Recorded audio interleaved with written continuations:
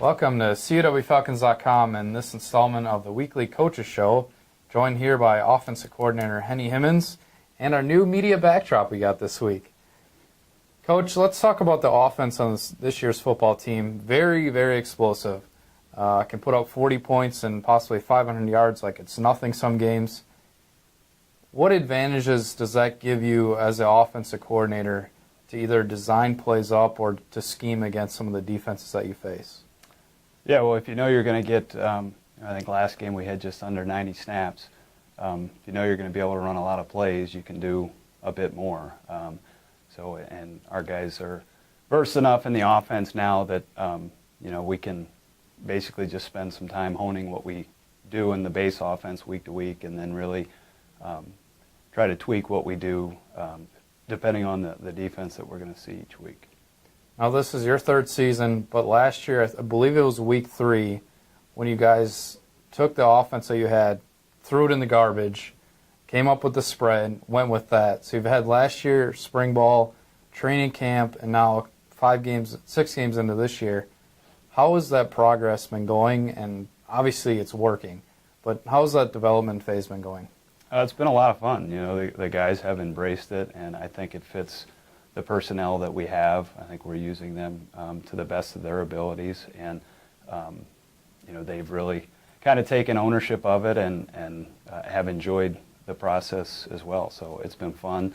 It's an ongoing thing. We're not where we need to be just yet, but we've made a little bit of progress at each one of those stages. We got immediately better last year with it, but not good enough, and then we spent this spring and got better, and this fall was slow going initially, but we've started to kind of build some steam now.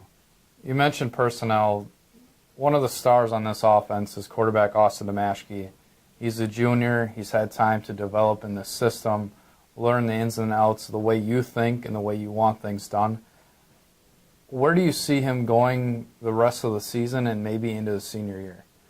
Well, the sky's the limit for Austin. Being a successful quarterback comes down to a lot of things, but decision-making is probably number one. And he's got all the ability in the world to throw the ball, to run the ball, but his decision-making is really what separates him from the average quarterback. And very smart guy in the classroom, very smart guy just in general. So it doesn't take him 15 times of seeing something or watching it on film or me telling him something to get it. Basically, you tell him something once and he's able to process it and get it right the next time. And he's still, the first 6 weeks of the season, we're still trying to figure out what we're best at and what he's best at. And so the sky's the limit for him. Watching him over the last couple of years, one thing I noticed is he's a guy who leads by example. What is he like off the field, maybe in the film room or in team meetings? He's a very competitive guy, and some people, when they're competitive, make that an outward thing to their teammates. What I like about him is he makes it inward, and when the times get tough or we need big plays, he's not yelling at people to do their job. He's stepping up and doing his even better, and that's the approach he takes on a daily basis, which is fun. And very smart kid, like we said before. Handles his business in the weight room, in the meeting room, film room. He's always prepared. Now, one thing Austin has, and as a luxury, and obviously for you, is the receiving core it's deep this year, led by Garrett Wenzelberger, who's a big target, obviously Austin's go-to guy. Having Garrett and Cody Johnson, James Saunders, and 3, 4, 5 more guys, what abilities does that give you as the play caller to spread things out, to go with the quick slant or the fade or the deep ball? You have so many options to pick from. Well, it's nice because as many reception as Garrett has had this year over the course of his career, very often we're not calling the play to throw it to him. We're calling a play, and we talked about Austin's decision making. He needs to figure out where the spot is to go with the ball, whether that's really in the run game or in the pass game. And you can't do that if you don't feel confident with the other guys that they're going to be in the right spot at the right time and then make the play when it comes to them. And those guys you mentioned, as well as others, have all made really big plays for us over the course of the year and will continue to do so.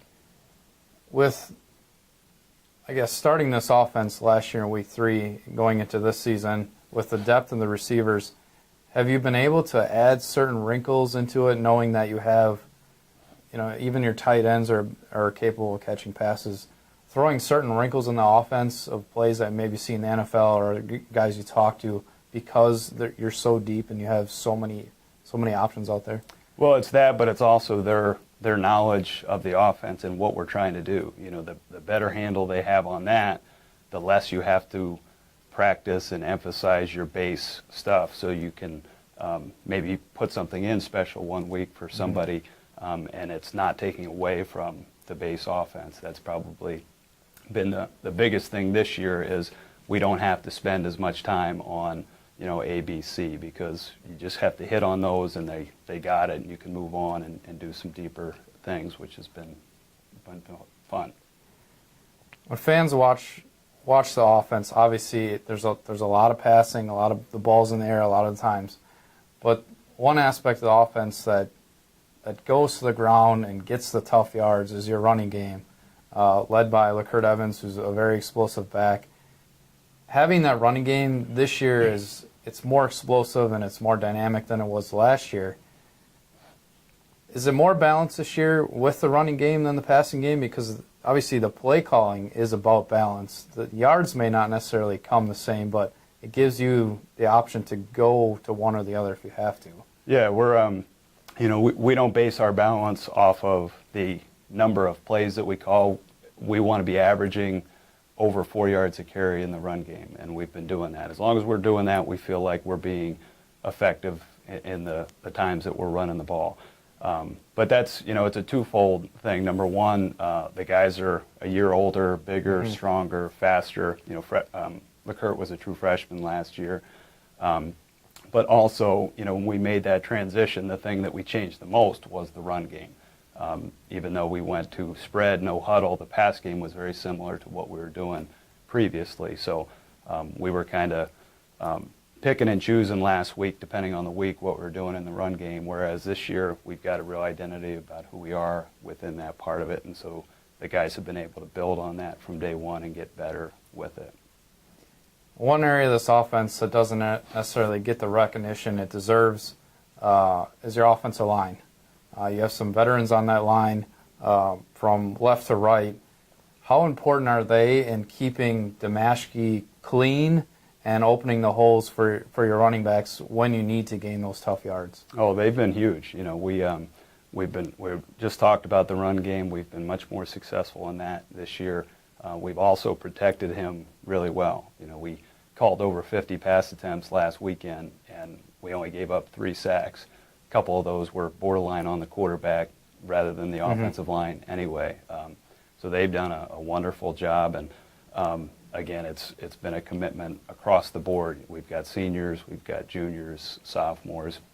They've done a really good job in the offseason, getting bigger and stronger and better technically as well once the season has started. One thing you did from last year to this year as offensive coordinator and play caller is you went from up in the booth to down on the field. Why make that change, and what advantage does that give you? We did it last year really for 2 reasons. Number one was just the ability to be able to look our guys in the eyes, and when we need to communicate that way. But then also with the no huddle stuff, it just allows for one less step in the communication process. I can be right there and communicate with the people that are sending in the plays right now. So it allows us to go a little bit faster that way too.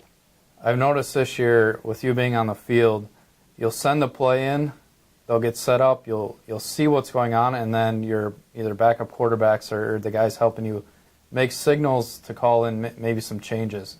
Is that what you're talking about when the quick contact and the communication? Right, rather than having to go, from the field up to the box back down to the field. It's just one less step. Okay, and finally, last question. With Lakeland College coming this Saturday, Cheese Bowl's on the line. It's a home game. You're both 2-0 in conference. What can we expect from this offense going up against Lakeland's defense? Well, they're a really good defense. They might be the best defense we've seen up till this point. I believe they're ranked number one in most of the defensive categories. They play a defense that's different than everybody else we play, so that's always an advantage for a team that plays like that. It's kind of similar to going up against an option offense if you don't see that every week. But our MO is going to be what it's been all year, and that is to try to take what the defense gives us. If they're giving us run game and short passes, we'll try to take that as much as we can. If we have shots deep, we'll try to take that. We don't try to force anything, and that again goes back to being real confident in the decisions that Austin can make and putting a lot of decisions in his lap as to what we should be doing. All right, thanks, Coach. Stay tuned to CUWFalcons.com for updates on the game on Saturday against Lakeland College.